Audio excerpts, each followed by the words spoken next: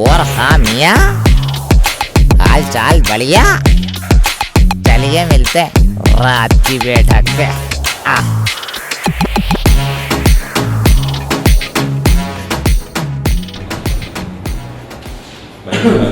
तमसील मेरा हुआ नहीं था तो भाई मुझी। तो आज अपन करने वाले हैं भोपाल की बातें with the one and only Ejaz Khan ji. तो एजाज भाई, आपको कैसा लगा पहली बार भोपाल आके? अभी तक तो अच्छा लग रहा है, लेकिन भोपाल की रातें देखना चाहता हूँ। मैं सुना बहुत खूबसूरत है भोपाल की रातें। भाई यार रातें बहुत फेमस है और इंशाल्लाह आज कोशिश करेंगे हम आपको हर जगह घुमाने लेंगे। भोपाल की इज्जत आप लोगों के हाथ में है तो मतलब रात टाइप की देखना चाहेंगे आप? कुछ नाइट क्लब्स वाली देखना चाहेंगे, या फिर जो भोपाल के जो टीनेजर्स की जो फेमस रातें होती हैं, आवारागर्दी और ढाबे की चाय वगैरह, ये सब देखना? भोपाल की रातें देखना चाहता हूँ मैं। वो उसमें फिर सब आ गया, everything is included in that, you know. Bhopal की रातें तो फिर आपको फिर ऐसी मिलेंगी कि खाना पीना, नाचना गाना, खाना घूमना, पीना चाय, नाचना गाना तो आपको मोस्टली 2-4%। नाचना गाना बजाना, खाना पीना, फिर उसके बाद सो जाना, भोपाल में। वैसे भी भोपाल की बैठक हमारे इधर बहुत मशहूर है है ना। पटियावास कहते हैं हमारे भोपाल में। हम भी सोते नहीं है लेकिन वही पटिए के ऊपर कि कहते हैं कि मोहब्बत में नींद उड़ जाती है, कोई हमसे भी मोहब्बत करे कमबख्त हमें नींद बहुत आती है। भोपाल के पटिए बहुत ज़्यादा यहाँ पे मशहूर हैं, लेकिन एक पटिए की एक कहानी है कि यहाँ पे पटियों पर मतलब पटियों पे लाखों की डील हो जाती है। अच्छा, हाँ, बैठे बैठाई बतौलेबाजी में अच्छा, वो सुरमा भोपाली वाला सुरमा। हाँ। बेसिकली देखे हजारों भी नहीं है, और वही जय को यहाँ से पकड़ा, वीरों को यहाँ से पकड़ा, Exactly. और दोनों सामने आ जाते तो बोले अरे जय वीरू, अम्मा झूठ हमसे दिन में 10 बुलवाते हो, चलो उठो, हमारा नाम सुरमा भोपाली है, सही नहीं है बोले। आपने जब भोपाल का सुना तो आपको सबसे पहले क्या फील हुआ? मतलब भोपाल के बारे में आपने क्या पता करा और क्या आप मतलब देखना चाहते थे भोपाल में? यार मेरा मकसद यहाँ पे आना, फिलहाल मैं घूमने नहीं आया था, यहाँ मैं आया था रिटायर्ड फाउंडेशन के थ्रू। साजी अहमद का ट्रुप और मैं मिलके जो भी टिकट्स आने वाली है उसके जो प्राइस पैसा है वो पैसा सीधा डिसेबल जो लोग हैं जिनकी नौकरी में प्रॉब्लम है, क्योंकि हम लोग के सबके तो हाथ पैर है, तो हम तो अल्लाह का शुक्र मनाना चाहिए, उसके बाद भी लोग दुखी रहते हैं। लेकिन ये जो है किसी का हाथ नहीं है, किसी का पैर नहीं है, किसी के दोनों पैर नहीं है, तो इन लोगों की नौकरी, इनकी पढ़ाई की जिम्मेदारी रिटायर्ड फाउंडेशन और साथ में मैं जुड़ गया हूँ। तो हम लोग ने ये बीड़ा उठाया, देखो इंशाल्लाह अल्लाह हमारा साथ देगा, तो हमें किसी से भीख मांगने की ज़रूरत नहीं है या किसी को ये बोलने की ज़रूरत, भाई मदद करो, भाई आप शो देखने आओ, टिकट लो, हम खुद ही वो टिकट का पूरा पैसा हम मदद। जैसे कि भाई आपने लाइफ में सबकी हेल्प करते हैं, सारे वक्त देखें, एक अच्छा वक्त भी आपका रहा बिग बॉस के थ्रू, और फिर एक डाउनफॉल भी आया आपके साथ, तो वो ज़िंदगी के साथ आपका क्या मतलब एक नोकझोंक रही, उसके बारे में क्या कहेंगे आपकी लाइफ को लेकर? देखो ऐसा है कि कुछ भी है ना हमेशा के लिए नहीं है। आज हम लोग जो बैठे हैं ना, ये शायद फिर कभी हो नहीं पाएगा। ये आज ही मोमेंट है, पता नहीं कल हम में से कोई हो ना हो, पता नहीं कल क्या हो, हमें नहीं पता, सिर्फ वो अल्लाह ताला को पता है। तो हमें किसी भी चीज़ का गुरूर, दौलत का या शोहरत का वो नहीं रखना चाहिए। ये सब चीज़ें बेवफा होती है, ये आने में बड़ा वक्त लेती है, लेकिन जब जाती है ना तो पलक झपकते चली जाती है, और जाते जाते तुम्हारी इज्जत, तुम्हारा सुकून, तुम्हारे यार, तुम्हारे दोस्त ले जाते हैं। तो जब बुरा वक्त आता है तुम पे, उस बुरे वक्त में तुम्हें पता चलता है कि अच्छे वक्त में तो सभी तुमसे अच्छे से मिलते हैं, अरे क्या भाई कैसे हो, क्या है, ऐसा वैसा, रिश्तेदार भी आ रहे, ये भी आ रहे, आम दावत चल रही है। बुरे वक्त में जब तुम बुरे वक्त में आते तो तुम्हें पता चलता है कि तुम्हारे असली लोग कौन हैं, जो तुम्हारे लिए तुम्हारे बुरे वक्त में खड़े हैं। तो बुरा वक्त आना बहुत ज़रूरी है, वरना ज़िंदगी का मज़ा ही नहीं आएगा यार। खाली अच्छा देखा तो क्या देखा भाई, वो बुरा वक्त तो हर चढ़ते सूरज को देखना। हाँ, मैं तो जैसे कि दुनिया में एक मिसाल है, चढ़ते सूरज को सलाम करती है, जैसे हमारा जो शहर है भोपाल, उसमें चढ़ते सूरज की ही बैंड बजाती है जनता, जो चढ़ रहा है। ये खाली भोपाल में नहीं है, ये हर जगह है कि जो भी दुनिया में लोग केकड़े बन गए हैं। केकड़ी एक ऐसी कम्युनिटी है कि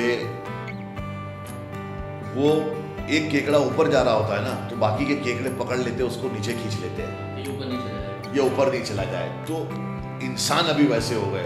मैं बोलता हूँ ना कि सांप क्या जहर उगलेगा जो जहर आदमी उगल रहा है, सांप क्या जहर उगलेगा जो जहर आदमी उगल रहा है। सांप कोने में बैठ के हंस रहा है, आदमी आदमी को डस रहा है। तो ये जो शायरी जो आप अधिकतर करते हैं, मैं आपको रील्स पर देखता हूँ, अल्हम्दुलिल्लाह आप बहुत फेमस है। तो ये शायरी आपकी दिल से निकली हुई है या फिर जो आप बीती चलती है आप पे, उसी पे आप कुछ ना ये कुछ सिचुएशन पे आ जाती है यार, जो दुनिया देखी है या दिखती भी है। उसी के चलते भाई एक चीज़ और हमने देखी, बुरे वक्त में क्या होता है कि तुम्हें सच्ची में अच्छे लोग मिल जाते हैं। बुरे वक्त का सबसे बड़ा फायदा ये है कि उस वक्त में तुम्हें अच्छे और सच्चे लोग मिल जाते हैं, और वो जो तुम्हारे साथ खड़े वही तुम्हारे लोग हैं, बाकी सब थकोसले हैं, बातें हैं, और they are making you fool. सिर्फ बातों से तो भाई तेरे लिए जान दे देंगे, ये कर देंगे, ऐसा कर देंगे, वो कर देंगे। कौन कब डसेगा जानता हूं मैं, लेकिन किसी का खौफ कहां मानता हूं मैं। और सांप चाहे जंगल का हो या आस्तीन का हो, सांपों की सारी नस्ल पहचानता हूं। मैं भी धीरे धीरे इस पे फिलोसफी मतलब रिसर्च कर रहा हूँ। मैं भी आजकल थोड़े बहुत सांपों में सांप तो पढ़ने में, लेकिन कैसा रहता है कि फन कुचलने का भी हुनर जान लो, सांपों के डर से जंगल नहीं छोड़ा करते। चलिए जंगल से याद आया, एक जंगल होता है शादीशुदा जिंदगी का। हाँ। तो मैं आपसे एक चीज़ जानना चाह रहा था, जैसे हम लोग हैं, हमारे बड़े कहते हैं कि समधियाना और पकाना करीब करीब नहीं होना चाहिए। ऐसे ही ससुराल रात को तो नहीं रिलीज कर रहा है। नहीं टाइम भोपाल की लड़कियों को ये बताना चाह रहा है हम शादीशुदा है। नहीं ये अपन बात होने वाला है। ये तो सबको ही पता है, आई एम हैप्पीली मैरिड गाय। वो पास ससुराल और घर नहीं होना चाहिए, नहीं तो हमारी बीवी तो ये कहती है कि अब भी जाना है बस। तो आप उस सिचुएशन को कैसे हैंडल करते हैं, क्योंकि मुंबई में तो ट्रैफिक बहुत रहता है, कैसे क्या? पहले ये बताइए आपका ससुराल। बेटा बीवियां जो होती है ना, मुंबई में ये अच्छी लगती है। खुद की बीवी देख के आदमी डर ही जाता है रात में। जब घर जाता है ना तो डरते हुए जाता है। आप दोनों शादीशुदा हो, पता चलेगी ये क्या पूछेगी। ये आपका जो फीलिंग है, ये मेरी फीलिंग ही आपसे ऐसा लग रहा है, मुझसे रिलेट हो रही है चीज़। ये तेरी मेरी नहीं बेटा, ये तेरे अब्बा की, मेरे दादा की, सबकी यही फीलिंग थी। हम तुम्हारे बेहतर है। हाँ, लेकिन देख ये एक ऐसी चीज है ना, ये वो निहारी है कि जो नहीं खाया वो भी पछताया, जो खाया वो भी पछताया। तो खानी तो है, नबी की सुन्नत भी है। और औरत जो होती है वो हमारी टेढ़ी पसली से बनाई गई है, तो थोड़ी सी टेढ़ी रहती है, उसको प्यार से रखो, थोड़ा सा झेलो, थोड़ी मोहब्बत दो।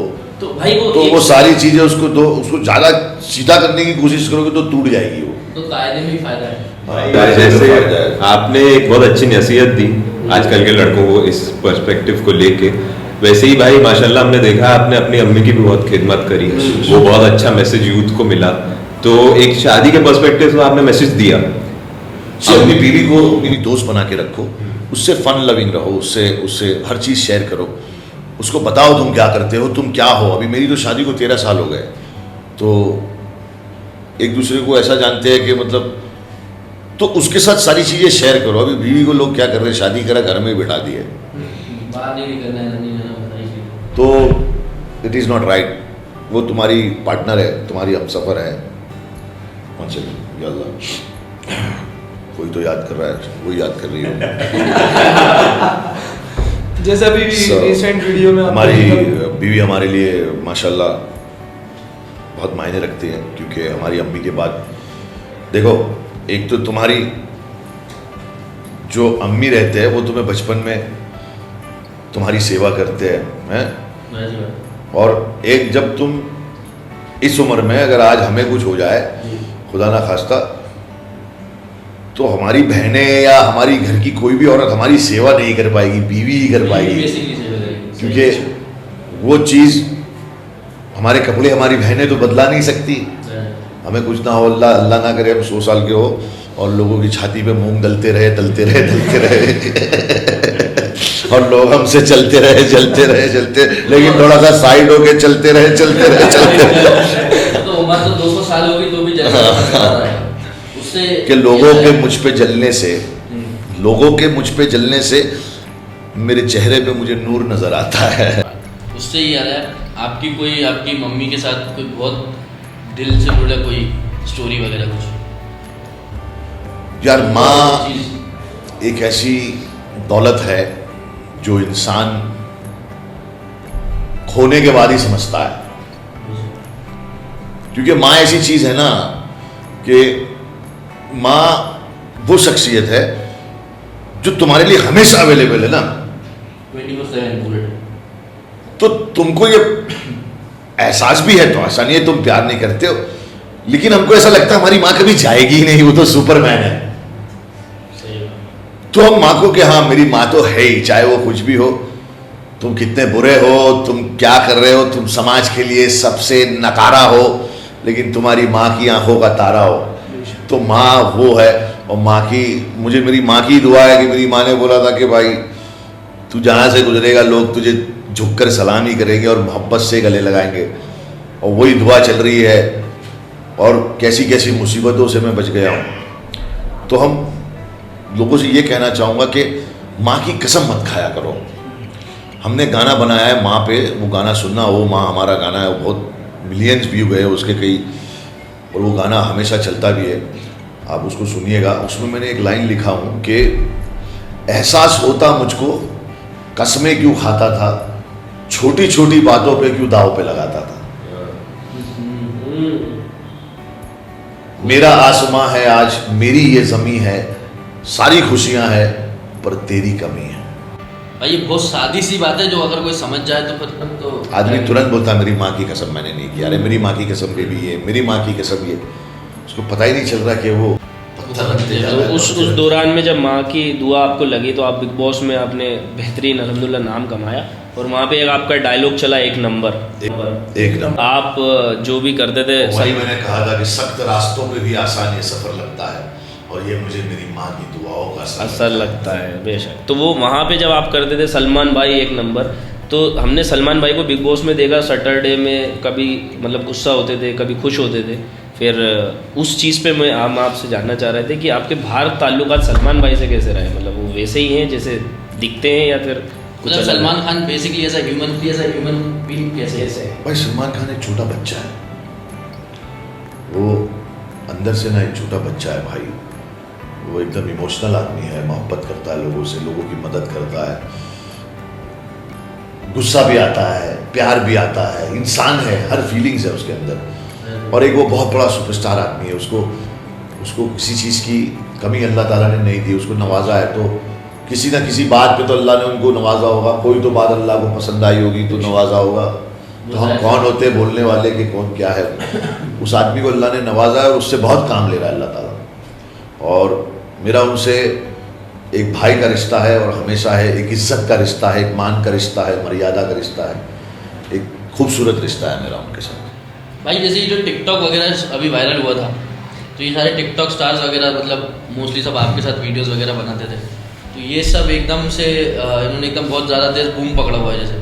जैसे फेसबुक वगैरह आपके साथ वगैरह बनाते थे, तो इनसे आज भी कनेक्टेड हैं आप, मतलब क्योंकि ये तो अभी बहुत हाई लेवल पे जा चुके हैं, तो मतलब ये बेसिकली बड़ा भाई करते थे, मैंने तो जैसा देखा है। हाँ तो देखो कैसा रहता है कि कमजरफों की बस्ती में एहसान एक गुनाह है, कमजरफों की बस्ती में एहसान एक गुनाह है, जिसे तैरना सिखाओ वही डुबाने को तैयार रहता है। ये शेर काफ़ी है समझने समझदार को इशारा काफ़ी है। खैर भाई वो सीन तो वही है कि लोग जीने बना के चढ़ते हैं, लेकिन लोगों को ये नहीं मालूम कि एक जीना चढ़ गया है दूसरा चढ़ गया, तो पहले तो तुम चढ़े थे वो जिस दिन हट गया तो पूरे जीने गिर गए। देखो ऐसे बच्चों के लिए मेरे पास एक कहावत है जो मैं हमेशा कहता हूँ कि मैं संगे मील हूँ देता हूँ मंजिलों का पता, मैं संगे मील हूँ देता हूँ मंजिलों का पता, मैं संगे राह नहीं जो रास्ते से हटा दोगे मुझको। संगे मील जो होता है उस पर लिखा रहता है भोपाल 130 किलोमीटर, वो पत्थर को कोई नहीं हटा सकता, वो सबको रास्ता दिखा रहा है भोपाल 130 किलोमीटर, और उससे बड़ा पत्थर तुम रास्ते में रख दो गाड़ी आएगी उसको हटा देके बोले। ए रास्ते में से पत्थर को हटाओ रे। वो तो सवाब भी तो है। बनो तो पत्थर भी बनो तो संगे मील का बनो, वरना मत बनो। अभी जैसे आप जेल चले गए थे, वहाँ पे जैसे मैं भी गया था, मुझे पता है कि वहाँ पे क्या क्या होता है, तुम्हें नहीं पता बेटा, अत्तर रोड जेल तुमने नहीं देखी। मैं 20-22 दिन वाला जेल देखा हुआ है। मैं बच्चों की जेल में गया था, लेकिन आप गए थे। अत्तर रोड जेल में 2 दिन में आदमी, it is the most crowded jail of the world. 800 की कैपेसिटी में 3,500-4 हजार लोग वहाँ पे रहते हैं। एक केबिन 800 लोगों की कैपेसिटी में 4,000 लोग हैं। जगह ही नहीं है, कौन सी केबिन, पूरा ऐसा भर के रहते सब। अच्छा, आप कितने टाइम थे वहाँ पे? 26 मंथ, 26 महीनों की सुन्नत अदा करके आया हूँ। यूसुफ मेरे अल्लाह ने कहा था यूसुफ अलैहिस्सलाम ने भी जेल काटी है, तू भी जाके आ। और जेल जाने से क्या होता है भाई, खुद से मुलाकात होगी, खुदा से मुलाकात होगी, गुनाह धुलेंगे और ऊपर वाले से कुछ बातचीत होगी, खुद से कुछ बातचीत होगी। वहाँ मतलब आपको समझ में आया कि मैं एजाज खान उन लोगों से इस तरीके से मिलता था, ऐसे मिलता था, लेकिन उन लोगों ने मुझे कभी टाइम नहीं दिया। और मैंने कुछ भी कभी किसी को मैंने किया तो उसके लिए कुछ लालच देख के नहीं किया कि इससे मुझे ये मिलेगा। ये तो एक ऐसे, उस दिन मैं थोड़ा गुस्से में था तो मैं बोला कि देखो क्या है कि एक लड़ाई लड़ने के लिए भी लश्कर चाहिए, जब लश्कर ही नहीं है तो काहे की लड़ाई। तो और मुसलमान वो कौम है मेरे भाई जो किसी से नहीं डरती। वो अल्लाह से भी नहीं डरती, क्या नो डाउट, अल्लाह से भी नहीं डरती। मस्जिदें खाली पड़ी है, कहीं हक मांगो तो खड़े नहीं होंगे, और बड़े के पाए बनाओ, सारे मियाँ भाई वहीं मिलेंगे तुम्हें। थोड़ा बहुत बच गया था वो जेल में। हाँ, कुछ नहीं। आप कुछ कह रहे हैं? जेल के अंदर एजाज भाई, मतलब आपने जो वक्त काटा, मतलब 8 महीने रहे राइट, तो मतलब आपका टाइम कैसे मतलब वहाँ पर यूटिलाइज करते थे आप जेल के अंदर? मैं अपना टाइम नमाज पढ़ के और किताबें पढ़ के, कुछ वॉक करके, थोड़ा वर्कआउट करके, अपने गुनाहों की तौबा करके, अपनी फैमिली को याद करके। बड़ा कठिन समय होता है वो, अल्लाह दुश्मन को भी वहाँ ना भेजे, लेकिन जब अल्लाह तुम्हें कोई चीज़ देता है तो उसके पीछे कोई वजह होती है, और वो वजह को मैं समझ गया था कि मुझे क्यों भेजा गया है, और इंशाल्लाह आने वाले वक्त में लोग देखेंगे। भाई इसी को आगे लेते जाते हुए मैं पूछना चाहूँगा, आगे आपके क्या फ्यूचर प्रोजेक्ट्स हैं, उस बारे में भी आप थोड़ा सा रोशन। मैं अभी 2 वेब सीरीज़ ख़त्म किया हूँ, एक पुलिस और एक अमावस्या है, सोनी लिव पे आने वाली है। दोनों में मेन लीड पुलिस वाला हूँ, एक में सरदार है, एक में। जी वो लुक तो बहुत प्यारा लग रहा है। हाँ, सरदार वाला लुक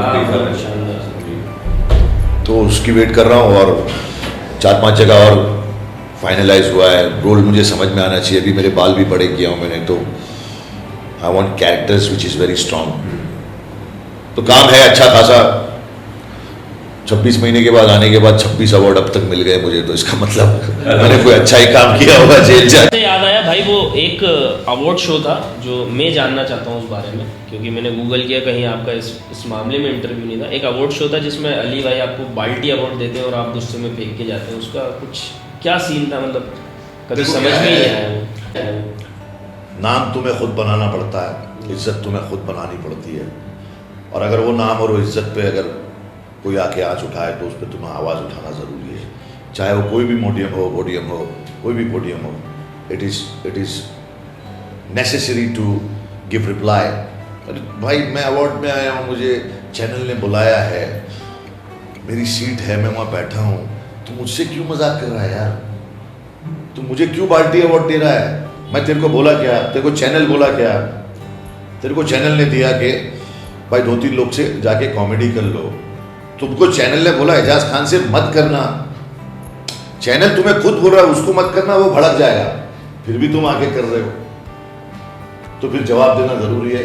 उसकी बाल्टी और उसकी माइक वाइक फेंक के फिर हम निकल गए। फिर हम निकल जाते तो हम रुकते नहीं हैं, वो जगह छोड़ी तो पर छोड़ी, तीर है, हम एक बार निकल गए कमान से तो वो तो देखा है मैंने, एक शो और देखा आपका जिसमें आप वो कमेंट्री करते रहते हैं उसके अंदर, कमेंट्री करते हैं और वो बोलता है कि बीच बहुत में इतिहास रचे हमने, अब क्या क्या रचे यार।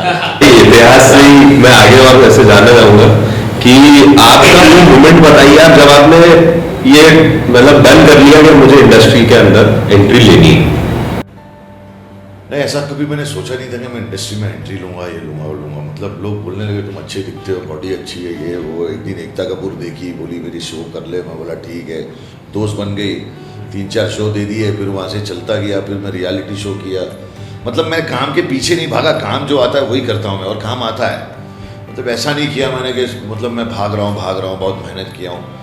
अल्लाह पे भरोसा है, खुद पे यकीन है, कर लेंगे काम चाहे जितना संगीन है कि नहीं। वो कर लिया। साउथ में 27-28 पिक्चर कर दिया, इधर कर दिया, मराठी में कर दिया, भोजपुरी में कर दिया, हर जगह कर दिया। और अभी करते रहना यार, अभी तो हाँ, अभी तो नापी है मुट्ठी भर जमीन, अभी पूरा आसमान बाकी है। वो करते रहने से याद आया, जैसे आपका माशाल्लाह बहुत खूबसूरत सा लड़का है, मैंने देखता रहता हूँ उसको रील पे, वो आपके हार्ले डेविडसन पे घूमता है। अदान खान नाम है उसका, फुटबॉलर है वो। फुटबॉलर है हाँ, तो वो रोनाल्डो का चाचा और मैसी का बाप है। नो डाउट होगा तो गारंटी वही हो। तो उसका कुछ आपने कुछ सोचा हुआ है क्या बॉलीवुड में? जैसे बॉलीवुड में नेपोटिज्म बड़ा चलता है, मैंने सुना है।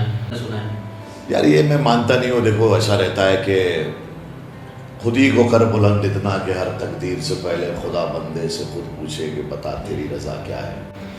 भाई मेरा एक पर्सनल वो है पॉइंट ऑफ व्यू, ये मेरा पर्सनल पॉइंट ऑफ व्यू है, बाकी मुझे जनता का तो नहीं पता। मुझे लगता है जो नेपोटिज्म वर्ड है वो है बेसिकली एक अपन में गाली हिसाब से ये लूजर के लिए जो नहीं कर पा रहे, बोल रहे बाद में यार तुम नेपोटिज्म की वजह से नहीं हुआ। हाँ, बेसिकली मैं अगर मतलब उस भोपाली लैंग्वेज बोलूँ तो नेपोटिज्म इज के सुशांत सिंह की डेथ के बाद ये सब चालू हुआ। हाँ, सुशांत सिंह। मैं तो पहले से नेपोटिज्म नहीं, मैं इसको नहीं मानता, मैं इसके लिए मानता हक की लड़ाई। लाइक मैंने ये लड़ाई सबसे पहले शुरू की थी कि डिस्ट्रीब्यूटर थिएटर नहीं दे रहे तो उनके घर पे जाके उनसे थिएटर लेना। मतलब थोड़ी दादागिरी भी करनी अच्छी बात है यार। तो क्या हुआ, कोई तुझको मारे उससे पहले उसको मार दे। साले के भेजे में 6 की 6 उतार थे। जैसे लेकिन मैं फॉर एग्जांपल अगर मैं एक बहुत बड़ा एक्टर हूँ इंडस्ट्री में, मेरी मतलब डायरेक्टर प्रोड्यूसर से बहुत अच्छी है, वो मेरा बेटा है अगर कोई तो मैं ऑब्वियसली उसको आगे बढ़ाऊंगा, मैं क्यों किसी और को बढ़ाऊंगा आगे? तो उसको और उसका हक भी है ना यार। अभिषेक बच्चन को फिल्म मिलना उसका हक है। वो नहीं कर पाता एक्टिंग, तो चला नहीं चला, वो अमिताभ बच्चन तो नहीं बन पाया क्योंकि वो अभिषेक बच्चन था। लोग क्या करते, बाप इतना बड़ा सुपरस्टार है ना तो बोले ये तो उससे भी खतरनाक हो। अरे मेरे भाई, वो बाप है, ये बेटा है। बाप तो बाप होता है, बेटा बेटा होता है भाई। वो अब हर बेटा ऋतिक रोशन की जैसा तो होता नहीं है। फिर भी राकेश रोशन अपने ज़माने में, अगर राकेश रोशन नहीं होता तो ऋतिक रोशन नहीं होता, तो फिर वही हुआ, बाप तो बाप हुआ ना। जैसे कोई शाहरुख भाई है फिर तो उनका तो कोई सपोर्ट ही नहीं था आगे पीछे। भाई देखो, जिसको अल्लाह का सपोर्ट होता है उसको किसी के सपोर्ट की जरूरत ही क्या है। मैं यही पॉइंट पकड़ के चलता हूँ, इसलिए मैं कहता हूँ जो नेपोटिज्म वर्ड है ये बेसिकली मेरे लैंग्वेज में तो मैं उसको चुतिया बोलूँगा। ये नाउम्मीदी का वर्ड है, मतलब नाउम्मीदी। आप अगर कुछ नहीं कर पा रहे तो आप बोल रहे हो कि भाई वो एक्टर का बच्चा है इसलिए उसको मिल गई, तो आप टैलेंट दिखाओ। राजकुमार राव भी है, एग्जैक्टली। वैसे अभी जैसे बॉलीवुड का डाउनफॉल वगैरह चल रहा है, कहाँ से चल रहा है? अभी शाहरुख भाई मचा तो दिए, शाहरुख भाई लाल काटा बॉलीवुड का इतनी ऊपर पहुंचा दिया कि अब साउथ वाले इधर उधर भाग रहे कि अभी भाई कैसे करेंगे कैसे करेंगे। तो ये शाहरुख भाई और सलमान भाई और अपने भाइयों के कंधों पर रखा हुआ है बॉलीवुड। शाहरुख खान को अल्लाह की तरफ से कोई ब्लेसिंग है और वो तो है भाई, he's a blessed guy and you know, कहते ना कि तेरा किया तेरे साथ, मेरा किया मेरे साथ, तेरे गुनाहों की सज़ा तुझ पे, मेरे गुनाहों की सज़ा मुझ पे, तेरे अमाल तेरे साथ, मेरे अमाल मेरे साथ। वो आदमी जो चैरिटी करता है वो तुम सोच भी नहीं सकते, मतलब करोड़ों रुपया ऐसे ही दान कर दे रहा है वो, तो कुछ तो बात होगी। अल्लाह ताला को सदका बड़ा पसंद है और सदका करने वाले लोग बहुत अल्लाह के करीब होते हैं। नेटवर्क इतनी नहीं है जितनी तो वो चैरिटी में। हाँ, लेकिन फिर भी भाई देखो, हम ये मानते हैं कि अल्लाह को जिससे जो काम लेना वो ले लेता है, चाहे वो तुम्हें शाहरुख खान बना के ले, एजाज खान बना के ले, मोहम्मद अली बॉक्सर बना के ले या अल्लामा इकबाल बना के ले, वो काम ले लेता है। तो भाई मीडिया की हरकतें और जो हरामीपन होती है तो साफ समझ में आता है। छोड़ो, मीडिया बेचारी मर चुकी है, थक चुकी है बेचारी, बिक चुकी है। कमरे में कैद है, इधर चारों तरफ एक ही पोस्टर लग रहा है। क्या करेगा आदमी को? घर चलाना है, अपने बच्चों को स्कूल में पढ़ाना है, घर का रेंट भरना है, गाड़ी का इंस्टॉलमेंट भरना है, उनकी भी गलती नहीं है। हाँ? घर चलाने से भाई झूठ को सच लिख दो, अखबार भी तुम्हारा है, शहर तुम्हारा, दरबार भी तुम्हारा है, सब तुम्हारा है। उनके हाथ में कुछ है ही नहीं। बॉस बोलेगा भाई कौन सी सच्ची खबर लाया है तू। ईमानदार आदमी भी यहाँ पे घुल मिल के गीले के साथ सूखे, सूखे के साथ गीले सब जल जाते हैं। सब जलते हैं। लेकिन मैंने देखा आपका और जैसे वो आर्यन खान का केस काफ़ी सिमिलर था। पीक पे आता है कोई इंसान तो घुमा फिरा के कुछ भी मतलब केस लगाना है, लेकिन बस कुछ करके कुछ गिरा उस इंसान को ऊपर से। बोले अभी सूरज नहीं डूबा, अभी शाम होने दो, मैं खुद ही लौट जाऊंगा, मुझे नाकाम होने दो, और मुझे बदनाम करने का बहाना ढूंढते हो, मैं खुद ही हो जाऊंगा बदनाम, मेरा नाम तो होने दो। ये सारी लाइनें में लिखी हुई कुछ नहीं, तुम्हारा शो हिट हो गया। ये लाइनें काट काट के तुम इंस्टाग्राम पे, इसमें उसमें यूट्यूब पे डालते रहो, सुपर हिट हो गया तुम्हारा। एक कोलैब भेजूंगा फिर मैं कुछ अच्छा भाई को पता है अपन ने बिस्मिल्लाह भाई से ही कर रहे हैं। अच्छा ये फर्स्ट है। मतलब हम लोगों ने, आप अगर इसको रूम को परसों देखते तो this was basically a room जिसमें सिर्फ 4 वाइट वॉल्स थी। अच्छा। और ये सिर्फ राशिद भाई ने कंफर्म करा कि एजाज भाई विल जॉइन अस। ये 2 दिन के अंदर पत्थर से लेके इन सारी चीज़ें, मैं एक छोटा सा शाउट आउट भी दूंगा। अपन जहाँ गए थे अभी, ये स्टोन गैलरी की तरफ से ये पत्थर, फ्रेम्स, लोगोस वगैरह, ये पूरा उन्होंने लिटरली 2 दिन में रेडी करके दिया। आगे बढ़ो यार, हम तो यही चाहते हैं, आगे बढ़ो, सच को दिखाओ, सच को छुपाओ मत। वैसे भी सच छुपता नहीं। देखो वो तो घूम फिर के आ ही जाता था। खून तो फिर खून है, गिरता है तो जम जाता है, जुल्म तो फिर जुल्म है, बढ़ता है तो थम जाता है। आगे बढ़ो जिंदगी में और अच्छे मैसेज दो लोगों को। अच्छा एजाज भाई, बहुत सारे लोग जो बोल रहे हैं कि एजाज खान अब आए 6 महीने में आए और एजाज खान मतलब ख़त्म हो चुके हैं। जैसे आपका शुरू में था, स्टार्टिंग में पीक टाइम था और काम भी बहुत ज़्यादा मिलता था। उन लोगों से कहो जिसके आने में 2 दिन थे और एक इतना बड़ा ऑफिस तैयार हो गया, क्या वो ख़त्म हो चुका है? क्या नहीं हुआ ना कभी होगा, ना कभी होगा इंशाल्लाह। जिसके साथ माँ की दुआ है वो कहीं नहीं जा सकता। खैर अपन ये मैं अंधेरे वाला खंजर नहीं हूँ, बोले ना, तो तौबा का दर खुला है अभी। मैं इसलिए ख़त्म नहीं होता हूँ कि मैं कभी शुरू ही नहीं हुआ। मेरे अल्लाह के आगे मैं ऐसा झुका हुआ हूँ कि मैं खुद को कुछ समझता ही नहीं हूँ, तो अल्लाह मुझे देता ही जाता है। तौबा का दर खुला है अभी, कल का तू इंतज़ार मत करना, और मुझसे खंजर ने खुद कहा है, एजाज तू अंधेरे में वार मत करना। तो ज़िंदगी में उजाले में जियो, जैसे हो वैसे जियो। सबसे पहले अपनी फैमिली, अपने माँ बाप, अपने भाई बहन, अपने रिश्तेदार, अपने दोस्त, अपने लोग, और उन अपनों में कभी तुम पे बुरा वक्त आ गया तो उसमें भी पता चल जाएगा इसमें अपनों में अपने कौन है और अपनों में पराए कौन है। फिर वही ज़िंदगी, वो एक्सपीरियंस के साथ आएगी। जो तुम्हारे अम्मी अब्बा बोलते हैं, वो क्यों, उन्होंने दुनिया देखी है तो वो बोलते हैं कि भाई ये रिश्तेदार ऐसे है, ये वो सबको देख चुके हैं। तो आदमी क्या बोलता है, मैं अपने हिसाब से इस आदमी के साथ रिश्ता बनाऊंगा। अरे बनेगा ही नहीं, वो तेरे माँ बाप का नहीं हुआ, तेरा क्या? जाहिर सी बात है। खैर भाई, आपको कैसा लगा टीम बीकेबी से मिलके, हम लोगों की टीम से? भाई बड़ा अच्छा लगा। मैं आप लोगों को दुआ देता हूँ कि आपका ये जो चैनल है ये बहुत आगे जाए और आपका ये शो सुपर हिट हो, और भोपाल में जितने भी सेलिब्रिटीज़ आए वो यहाँ पे आए और आपको वक्त दे, और आपकी ये जर्नी है इसको ऊपर वाला और बड़ा बनाए इंशाअल्लाह ताला। छोटा सा लास्ट मैसेज अपन को ख़त्म करते हुए, कुछ भी आप मतलब जो भी सलाह देना चाहेंगे, जैसे भोपाल के लड़कों को बहुत वजनदारी का, लड़ाई झगड़े का, बस ये शौक है कि हम पे केस लग जाए, हम पे 307 हो, तो इन लोगों के लिए एक छोटा सा बस एक अगर एक मैसेज हो जाए आपकी तरफ से तो। बेटा ऐसा है कि 307 ये सब कोई मतलब थोड़ी ना है। क्या होगा अगर लड़ाई तेरी हक की है, तेरे माँ बाप को कोई तकलीफ दे रहा है, तेरी बहन को किसी ने छेड़ा है, तो मैं बोलूँगा ठीक है तू कर रहा है।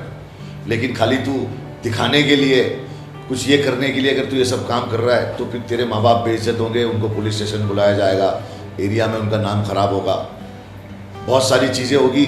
जो ये भाईगिरी में कुछ नहीं रखा रे मेरे भाई, लास्ट में ना पिछवाड़े में 2 गोली आती है टाप टाप, और बाद में आदमी अल्लाह ताला के पास चला जाता है। लड़ाई लड़ तो हक की लड़ मेरे भाई, हक पे खड़े रहेगा, जहाँ भी खड़े रहे अल्लाह तेरे साथ होगा, ऊपर वाला तेरे साथ होगा। लेकिन ये जो बोलते ना फालतू का भाई बनने वाला ओजी बन, ओजी ओजी। जैसे वो आजकल एक ट्रेंड बड़ा चल रहा है, तेरे राव साहब। ये कौन है रे राव साहब?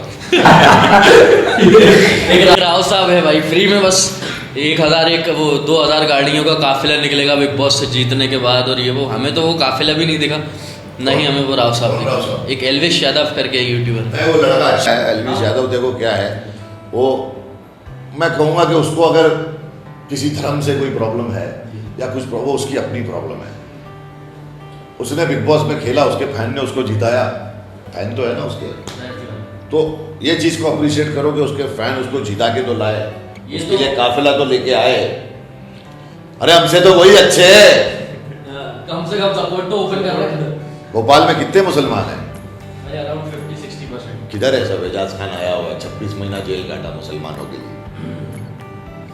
अभी वो कल पता चलेगा अपन को इवेंट में कितने आते तो हैं। है, लेकिन एयरपोर्ट भरा होना चाहिए था ना, यही कमी है बस। इसलिए हमने सब छोड़ के हमने बोला आप चलते रहो, क्योंकि ना ये ऐसा दौर है जहाँ पे तुम खुल के सामने आ सको। अभी क्या है, करना है अच्छा, किसी की मदद करनी है कर दो, सब कर दो। क्योंकि क्या है, अगर 26 महीने जेल में जाके आ गए, ये कभी भी कोई भी केस बना के तुम्हें फिर से डाल देंगे, क्या कर लोगे तुम? कोई आ ही नहीं रहा है, तुम जेल में चले गए तो क्या कर लोगे? ऐसी बात है। तो इसको मैं डर नहीं कहता हूँ, मैं किसी के पाप से नहीं डरता अल्लाह के अलावा। और ये तो जानती है कि मेरे को कौन क्या डराएगा। हाँ, मैंने ओपन बयान देखे हैं आपके यूट्यूब मैं पे। लेकिन अब वो मैं कर चुका हूँ, अब मैं वो रोज रोज थोड़ी करूँगा। मैंने भाई- एक ही बार में कर दिया सर, हाँ। वो मेरा हो गया। मैं फिल्में कर रहा हूँ, काम कर रहा हूँ, और जब भी मेरे देश को और मेरे लोगों को मेरी ज़रूरत है, मैं उनके साथ में हूँ। फिलहाल मेरी फैमिली को और मेरे परिवार को मेरी ज़रूरत है, और मेरा फ़र्ज़ है मैं उनका साथ दूँ। दुआओं में रखना और अल्लाह के जिक्र का ज़ुबान पे सुना। इंशाल्लाह बहुत जल्दी बात होगी मुंबई में भाई। अस्सलाम वालेकुम। सलाम, ऑल द बेस्ट यार।